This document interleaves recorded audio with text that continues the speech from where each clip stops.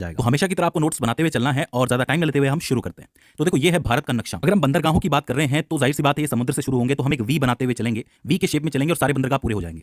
सबसे पहला राज्य जो समुद्र से लगता है हमारा वो है गुजरात ऊपर। अब गुजरात में कच्छ जिले में कांडला नदी के किनारे बना हुआ है कांडला बंदरगाह, जिसका नया नाम है दीनदयाल बंदरगाह। ये भारत का वो बंदरगाह है जिससे आज की तारीख में सबसे ज्यादा व्यापार होता है। जी हाँ, सबसे ज्यादा व्यापार करने वाला बंदरगाह ये कहलाता है। इसका ज्यादातर व्यापार जो है वो विदेशों से होता है, वो इसलिए क्योंकि ये पहला मुफ्त व्यापार क्षेत्र बना था। देखो अगर आप बात करोगे आजादी से पहले की, तो आजादी से पहले यहाँ पे एक बंदरगाह हुआ करता था, कराची बंदरगाह।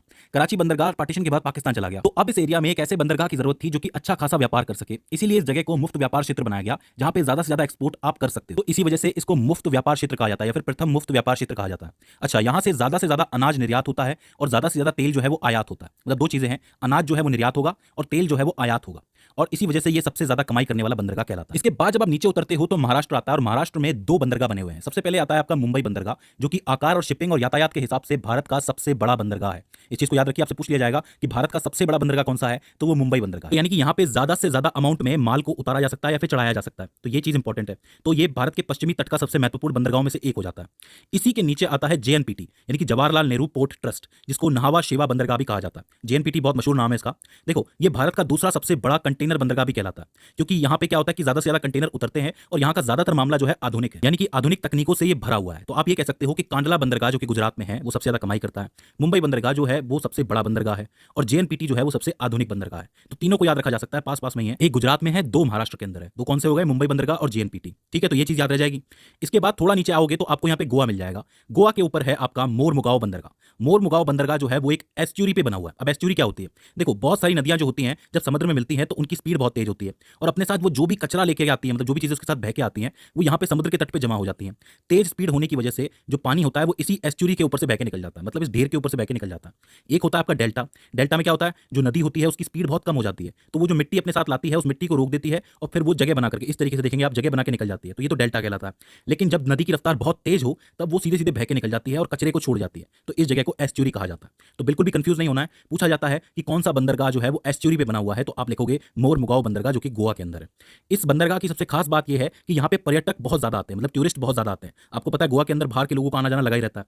गोवा से मुंबई तक के लिए या फिर मुंबई से गोवा तक के लिए शिप्स भी चलती है, जहाज भी चलते हैं। क्यों? ताकि पर्यटक घूम सके और पैसा बन सके, तो ये एक बहुत इंपॉर्टेंट बंदरगाह हो जाता है। तो आप चारों को कैसे याद रखोगे, सबसे ज्यादा कमाई कांडला बंदरगाह, सबसे बड़ा बंदरगाह मुंबई बंदरगाह, सबसे आधुनिक बंदरगाह जेएनपीटी, और सबसे ज्यादा पर्यटक कौन से पे आते हैं, मोरमुगाओ पे, यानी कि गोवा के अंदर। के बाद 5वें नंबर पे आता है मैंगलोर बंदरगाह, जो कि कर्नाटक का सबसे प्रमुख बंदरगाह है। ठीक है, ये भारत का 7वां सबसे बड़ा बंदरगाह है, और इसकी खास बात यह है कि यहाँ से ज्यादा लो अयस्क जो आयरन ओर कहलाता है वो निर्यात होता है। तो पूछा जाएगा कि लो अयस्क का निर्यात सबसे ज्यादा कौन से बंदरगाह से होता है, तो आपको मैंगलोर बंदरगाह लिखना है, जो कि कर्नाटक का सबसे महत्वपूर्ण बंदरगाह है। इसके बाद आता है 6ठे नंबर पे कोची बंदरगाह, जो कि केरला के अंदर है, जो कि अरब सागर का सबसे महत्वपूर्ण बंदरगाह कहलाता है। अगर हम भारत की दृष्टि से देखें तो भारत के लिए सबसे महत्वपूर्ण बंदरगाह जो अरब सागर के लिए बनता है वो कोच्चि बंदरगाह ही है। इसे अरब सागर की रानी के नाम से भी जाना जाता है। यहाँ से कई सारी चीजों का व्यापार चलता है, जैसे कि नारियल की जटा, रस्से, चटाइयां, खोपरा, गिरी, नारियल का तेल, रबड़, काजू, गरम मसाले, और साथ ही साथ इलायची का व्यापार भी होता है। क्योंकि आपको पता होगा कि यहाँ पर एक इलायची पहाड़ी है, मैंने आपको बताया था भारत के पहाड़ वाली वीडियो के अंदर, जो मध्य भारत और दक्षिण भारत के पहाड़ हैं।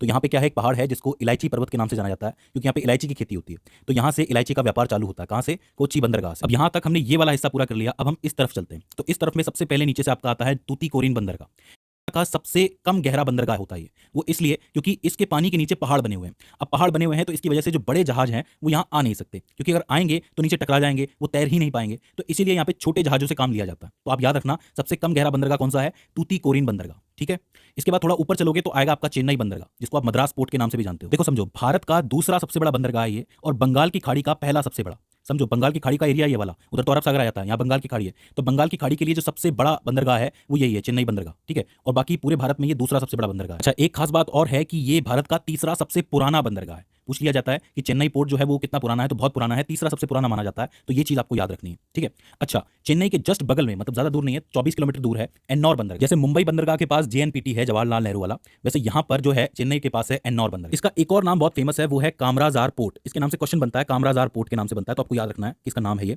अच्छा, ये जो बनाया गया था ना, वो इसलिए बनाया गया था ताकि कोयले की आपूर्ति पूरी की जा सके। ज्यादातर कोयले का जो भी काम होता था देश के अंदर वो यहीं से पूरा होता था, यहीं के जहाज लाते थे, ले जाते थे। तो ये बहुत इंपॉर्टेंट बनता है, तो इसे आपको याद रखना है। ठीक है, इसके बाद थोड़ा ऊपर आप चलोगे तो आपको मिलेगा विशाखापट्टनम बंदरगाह। अरे वाह, भारत का सबसे गहरा बंदरगाह ये माना जाता है। जैसे तूतीकोरिन बंदरगाह है वो सबसे कम गहरा है, तो विशाखापट्टनम जो है सबसे ज्यादा गहरा है। अच्छा, इसकी बात यह है कि ये प्राकृतिक रूप से सुरक्षित बंदरगाह है। वो इसलिए क्योंकि इस तरफ यहाँ पे बने हुए हैं डॉल्फिन नोच पहाड़। जब भी कोई सुनामी आने की बात आती है, बाढ़ आने की बात आती है, तो पानी जो है वो डॉल्फिन नोच पहाड़ से टकरा के चला जाता है। तो ये सुरक्षित हो जाता है ये बंदरगाह अपने आप में, ठीक है। इसकी खास बात यह है कि ये गोदावरी नदी के मुहाने पे बना हुआ है, चौथा सबसे बड़ा बंदरगाह है, और यहीं पर पनडुब्बी बनाने का कारखाना भी मौजूद है इसी के पास। आपको पता होगा पनडुब्बी यानी कि जो सबमरीन होती है उसका काम जो है वो यहाँ पे चलता था, यहाँ पे कारखाने रह चुके हैं। और इसके अलावा जो पूर्वी कमांड केंद्र है भारतीय नौसेना का, वो यहाँ पे रह चुका है, मतलब यहीं पे सारे काम हो चुके हैं। तो ये एक बहुत ही इंपॉर्टेंट बंदरगाह है जहाँ पे बड़े बड़े फाइटर जहाज भी खड़े किए जा सकते हैं। तो ये बहुत जरूरी हो जाता है, इसको आपको जरूर याद रखना है। इसके बाद आता है पारादीप बंदरगाह, जो कि ओडिशा में बना हुआ है। और इस बंदरगाह की सबसे खास बात यह है कि इस पे से चावल का निर्यात बहुत ज्यादा होता है। स्पेशली इसी से क्वेश्चन बनता है कि चावल के निर्यात में कौन सा बंदरगाह सबसे आगे है, तो आप लिख सकते हो पारादीप बंदरगाह। तो ये चीज आपको याद रखनी है। इसके बाद आता है आपका हल्दिया बंदरगाह, जो कि कोलकाता में हुगली नदी के किनारे बसा हुआ है या फिर बना हुआ है।